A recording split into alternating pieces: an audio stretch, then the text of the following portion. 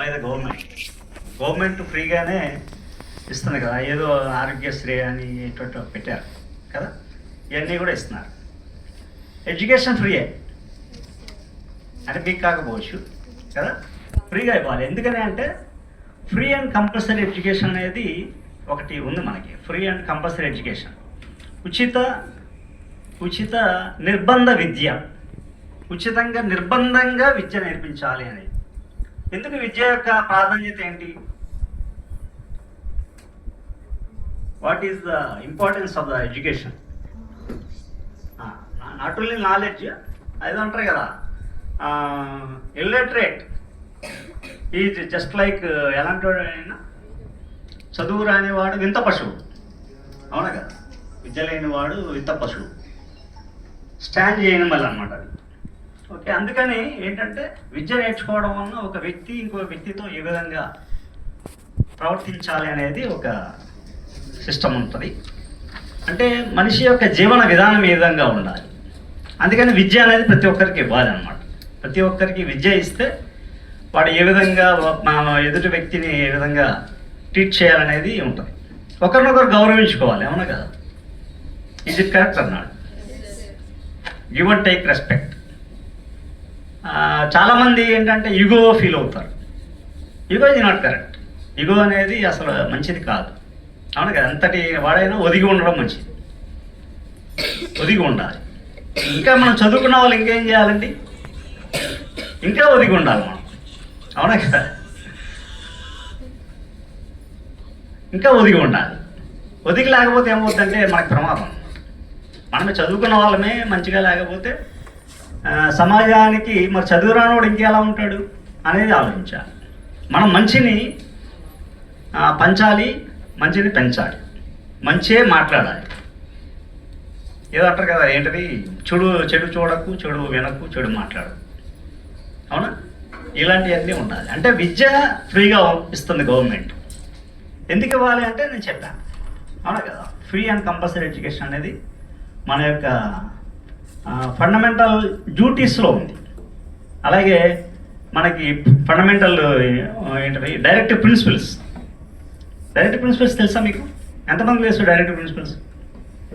ఆదేశిక సూత్రాలు అంటారు. అవన్నీ ఇప్పుడు 10th వదిలేసామండి అంటున్నారా?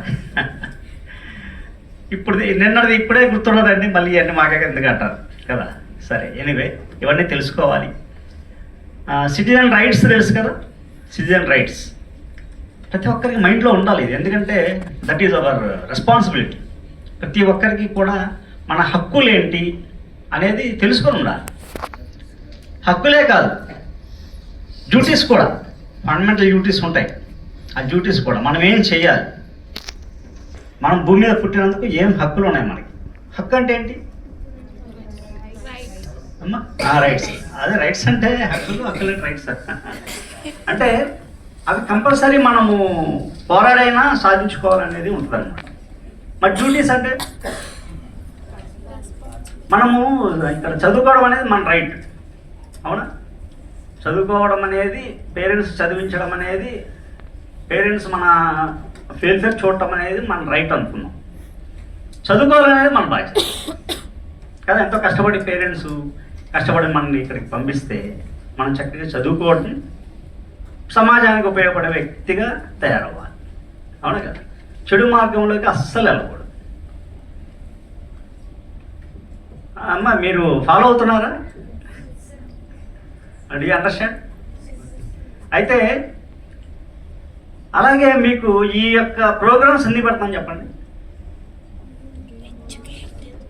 నాలెడ్జ్ ప్లస్ ఏంటంటే మనం సమాజానికి ఏం చేయాలి అనేది.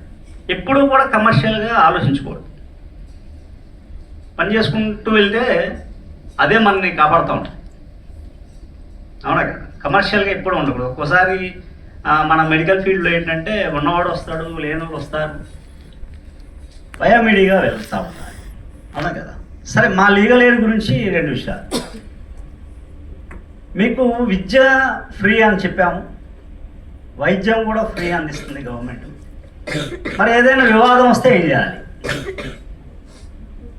If there is any dispute arise between some both parties, అనుకున్నాం. ఏం చేయాలి? What we will do? కోర్టుకు వెళ్ళాలి కదా, అవునా? తర్వాత మీరే కొట్టేసుకుంటారు. అంటే నేను చెప్పేది ఏంటంటే, నేను లాయర్నైనా ఒక విషయం చెప్తూ ఉంటాను ఎప్పుడు కూడా. ఏంటంటే 3 ఏరియాలకు సంబంధించి స్టెప్స్ ఎక్కకూడదు అంటారు. 3 మెట్లు ఎక్కకూడదు. ఏంటంటే చెప్పండి ఒకసారి. మీకు నాలెడ్జ్ ఉందా? మీకు ఐడియా ఉందా? 3 మెట్లు ఎక్కకూడదు. కోర్టు మెట్లు ఎక్కకూడదు. Very good. పోలీస్ స్టేషన్ మెట్లు ఎక్కకూడదు. అమ్మ మాకు ఎలాగంటే బిజినెస్ అనుకుంటున్నారా? కానీ మనం కోరుకునేది ఏంటంటే అలాగే కోరుకోవాలి. వచ్చే ఎలా వస్తాయి అది వేరే విషయం. ఓకేనా? అలాగే కోరుకోవాలి. మంచిని కోరుకోవాలి. మంచిని కోరుకుంటే మరి భగవంతుడు ఉన్నాడో లేదో కానీ భగవంతుని ఆశీస్సులు మనకుంటాయి. అవునా? చాలది. అవునా కదా? అయితే మాకు ఇప్పుడు మరి కోర్టుకు వచ్చాము. పేదలు ఉంటారు, నిరుపేదలు ఉంటారు, తర్వాత ధనికులు ఉంటారు. ధనికులు అయితే ఏదో లాయర్ని పెట్టుకొని ఫీజులు ఇచ్చుకొని వాళ్ళు ఎంత అడిగితే అంత, no bar at all about the fees collected by the advocates fee no bar అన్నమాట. మరి ఎవరు పేదలు ఇచ్చుకోగలుగుతారా? పాపం వాళ్ళు అలాగే మానసికంగా బాధపడుతూ ఉంటారు. అవునా కదా? అలాంటప్పుడు అందుకనే మనకేం చేశారంటే United Nations Organisation, UNO, United Nations Organisation తెలుసుగా మీ అందరికీ కూడా. ఓకే, యునిసెఫ్ ఇవన్నీ ఉంటాయి కదా. యునైటెడ్ నేషన్స్ ఆర్గనైజేషన్స్ వారు ఏం చేశారంటే ఫ్రీగా లీగల్ ఎయిడ్ ఇవ్వాలి, ప్రతి ఒక్కరికి కూడా న్యాయం కూడా ఉచితంగా అందించాలి అనేటువంటి